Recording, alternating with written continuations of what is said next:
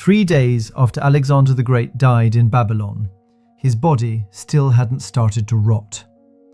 In a city where June heat could spoil meat in hours, his generals stood over a corpse that looked, smelled, and felt like a man who was simply asleep. The ancient world took this as proof he was the god.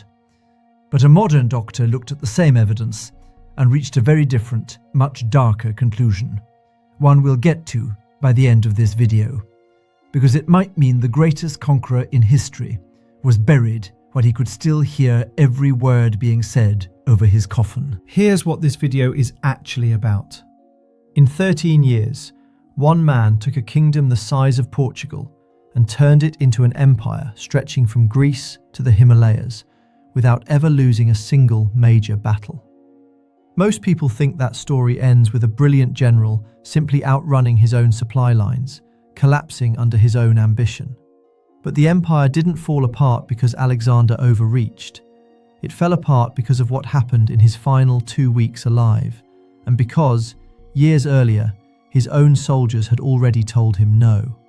By the end of this video, you'll understand exactly how a 20-year-old with no international experience became the most feared name from the Nile to the Indus, and why the manner of his death may be stranger than any battle he fought. We've spent months reconstructing the terrain, the armour, and the political chessboard of his campaigns, cross-referencing the surviving ancient sources, Arrian, Plutarch, Diodorus, against modern archaeology. So what you're about to see is as close to the real Alexander as the evidence allows. Picture Macedon in 336 BC. Alexander is 20 years old. His father, Philip II, has just been assassinated at his own daughter's wedding, stabbed by one of his own bodyguards in front of hundreds of witnesses. The kingdom Alexander inherits is surrounded by enemies, who assume a 20-year-old will be easy to topple. Within 2 years, he's crushed every rebellion in Greece and razed the city of Thebes to the ground as a warning. Therefore, by the time he crosses into Asia Minor in 334 BC, with roughly 40,000 men, he isn't just invading Persia, he's proving a point. That brings us to the first thing most people get wrong, the story of the Gordian Knot.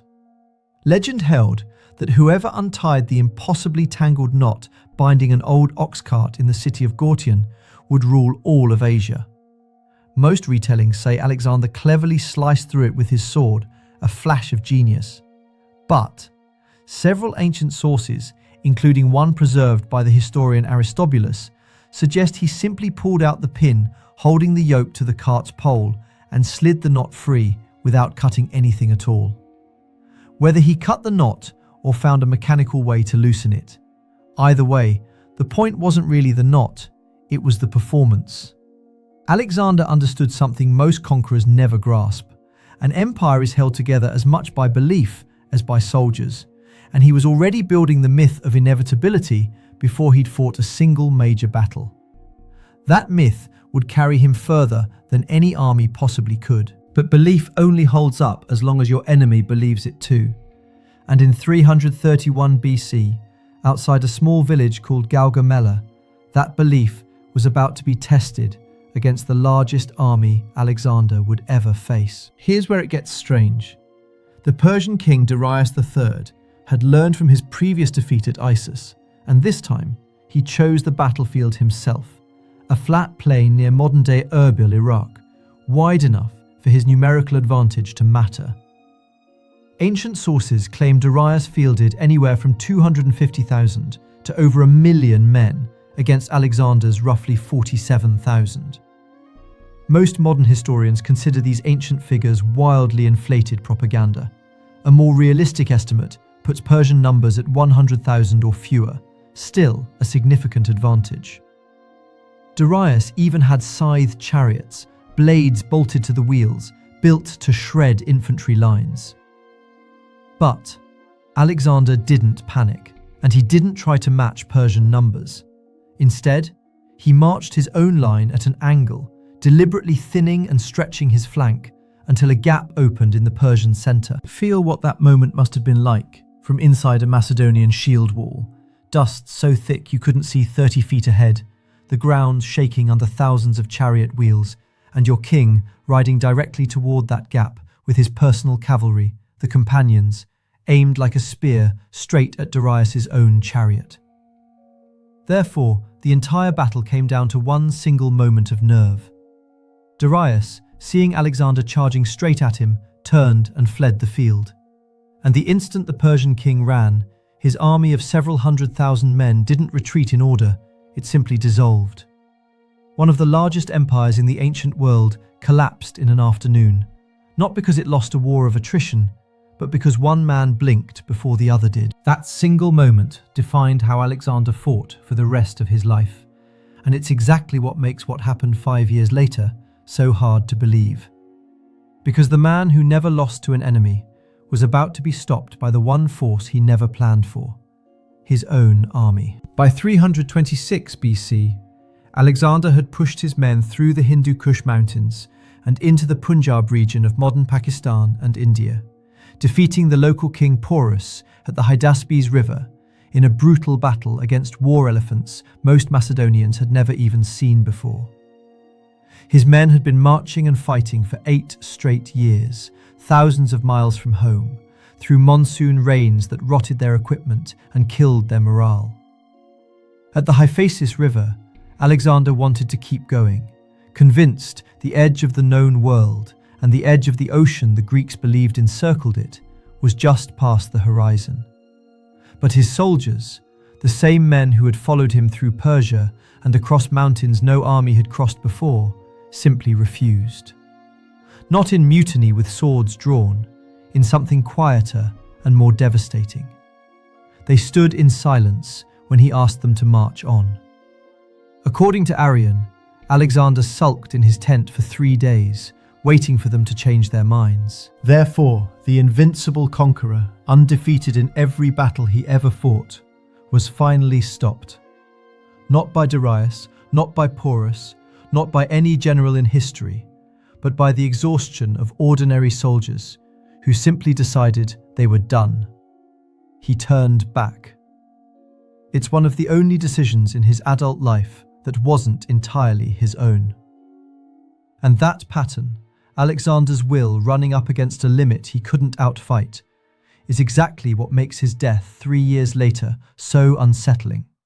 Because this time, nobody was around to argue with him at all. In June of 323 BC, in Babylon, Alexander attended a long night of drinking in honor of his closest companion, Hyphasis, who had died months earlier.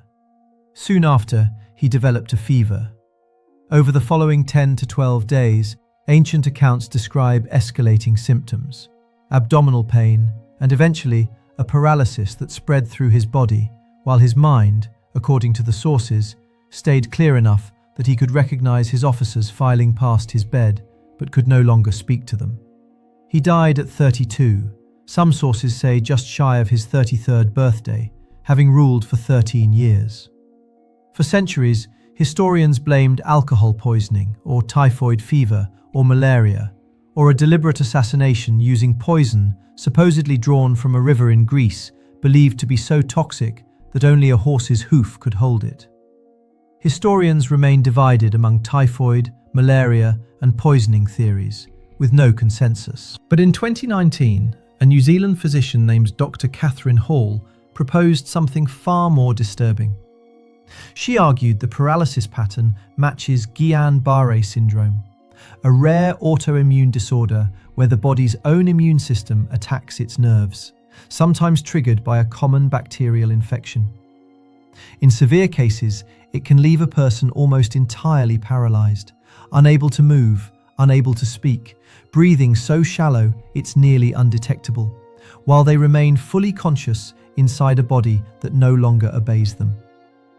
Ancient physicians in 323 BC didn't check for a pulse. They checked for breath and for decomposition. Therefore, Hall's theory argues, Alexander may not have died when everyone assumed he did. He may have been declared dead while still alive inside a paralyzed body, which would finally explain the detail that convinced ancient witnesses he was divine. why his corpse showed no sign of decay for nearly a week. This remains a modern medical hypothesis, not a settled historical conclusion, though it accounts for source details other theories don't.